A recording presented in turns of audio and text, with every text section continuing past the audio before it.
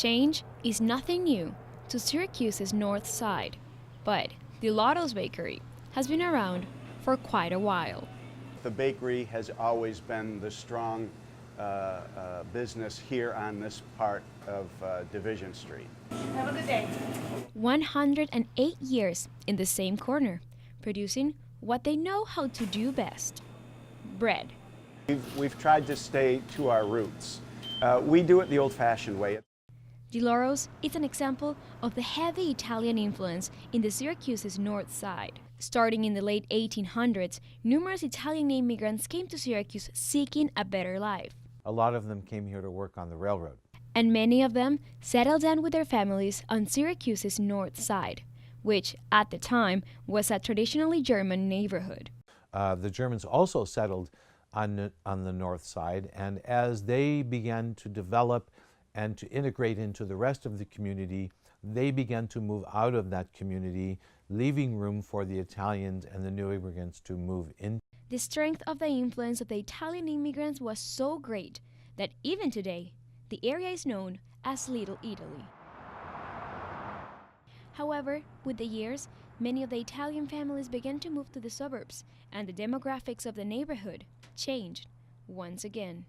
Today we see as Syracuse as one of the largest refugee resettlement communities in the country. Initially coming from South Asia in the 70s and 80s, and more recently from places like Sudan, Somalia, and Syria, an increasing number of immigrants made the North Side their home, bringing with them the need to create places like the North Side Learning Center to help the newcomers adapt to the culture. This new wave of immigrants brought to the area different languages, food, and religion. Probably 5 years ago, one of the statistics was that 70% of the world's refugees were Muslim. And that's, at the time, it was certainly reflective of the people coming to Syracuse. And even since 5 years ago, I think that number has probably increased dramatically. The need of a religious center for Muslim immigrants was certainly there, and in 2014, community leaders found the perfect location. The only problem was the nature of the building. After being closed for 4 years, the Holy Trinity Church was sold to the North Side Learning Center. But in order to comply with the needs of the newcomers of the community, the church needed to be transformed into a mosque. The magic that's in this place, you cannot find, I have not been able to find elsewhere. There's something magical about this place. But as Master Steve, a Northside resident Yusuf Soul explains, the transition was not exactly easy. As you can imagine, there were many people who were a little bit concerned. I heard from many neighbors and people in that area that they were born there, they were baptized there, there were weddings there. The one woman played the organ there for 35 years, etc., etc. So it was really kind of an emotional time for folks. When new groups of foreigners move into the city, that there's generally some pushback. It's about a lack of knowledge, and oftentimes that's difficult for people to accept. But the members of the mosque came up with a way to build a bridge, a name for the new worship center that helped the transition. They named it Masajid Isa ibn Maryam, the Mosque of Jesus, Son of Mary.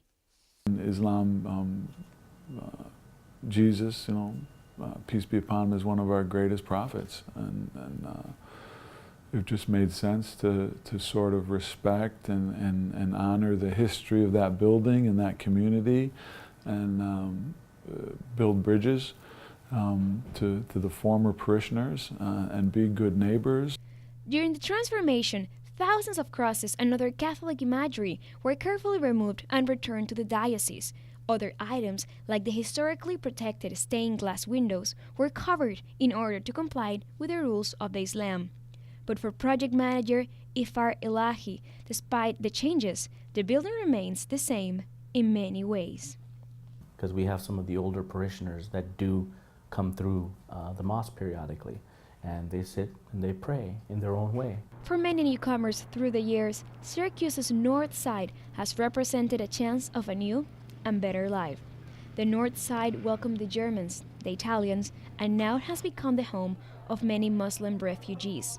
And little by little, the community is learning to embrace change as an opportunity to be better neighbors. The only thing that goes with you to the grave, it's not your money, it's not your family, it's nothing like this. It's the deeds that you're able to do in the short time that you're on the earth. So to be able to provide and work with people who are less fortunate, whether it's economically or educationally or otherwise,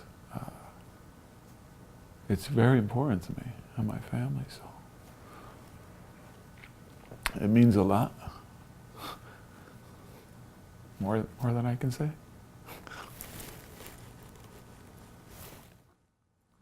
Isabel Sanchez, NCC News. You said you moved last year there. How do you Yeah, like it? yeah. How is it